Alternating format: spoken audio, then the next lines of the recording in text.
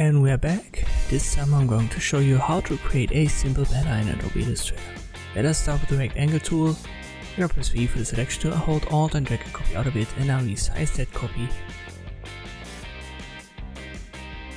And I'll make it a bit wider, but it has the same height.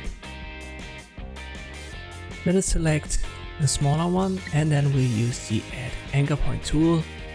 We go from the center position as Smart Guides help us, and simply click on your path. Then press A for the direct selection tool, and we will reposition that. Hold Shift when you do that. And you can make it round or keep it edgy like here.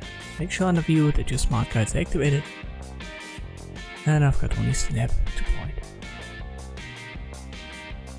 Select the first one. Now go to Effect, Warp, and we will give it an arc, a horizontal arc. Make sure Preview is activated.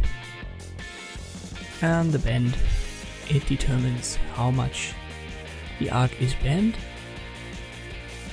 Let me give that a different fill color. I'll use a blue color.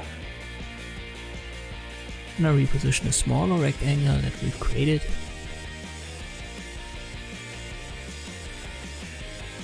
Up to, maybe up to here. And I give it a darker blue.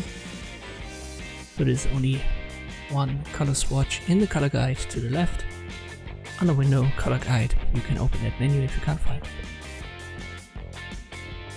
Alright, let's give that an arc as well. So we go to Effect, Warp and Arc. You can use the same value or turn it down a little bit. It depends on what you like.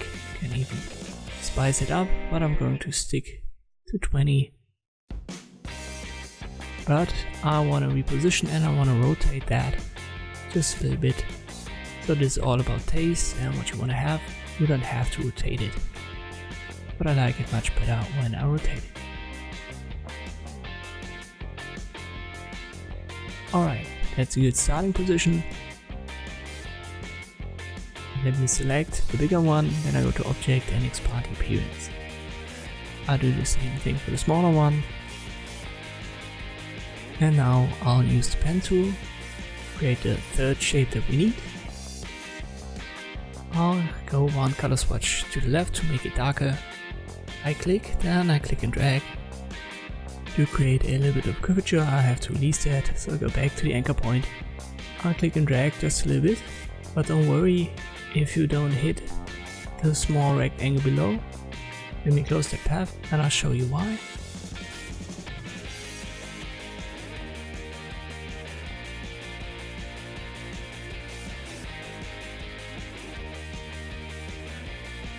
Oh no, right click on it, then arrange and send backwards. So now it's on top of the smaller one, but beneath the bigger one. So you don't have to worry if it doesn't align perfectly with the smaller rectangle. And now we want to reflect it.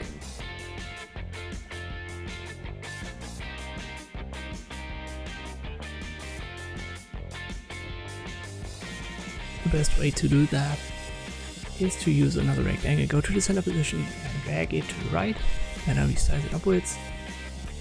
I press V and I select it all, and I use the shaper tool. I hold Alt to get rid of the right side. I make sure everything is selected, then right click, Transform, Reflect, and I reflect it vertically, and I click on Copy. I have to reposition that, and once again the Smart Guides are helping me with that. And this is how you can create this banner.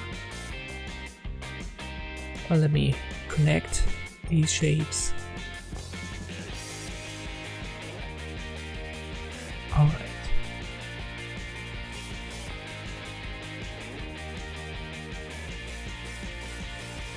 Let's assume that you want to add some text to it. I'm going to quickly show you how you can achieve that. Just use the Type tool. I'll type in banner. You can do that with any font. I'm going to use the default here, Mirror Pro, and reposition that. Make sure that the banner itself, right click, is grouped. Then align it. Align the text. I use the arrow keys to reposition it slightly. And now I increase the size. and I can always go back to the line menu and say okay. Now give that a warp as well, under effect warp, but as it's smaller as the banner itself, you should be using a smaller warp. So this one's too big, as you can see.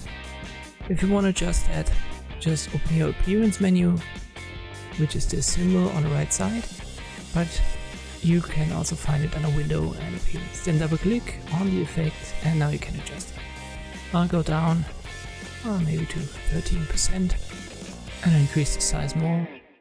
And now I'll have to align it once again and use the L keys. And this is how you can add a text to your banner.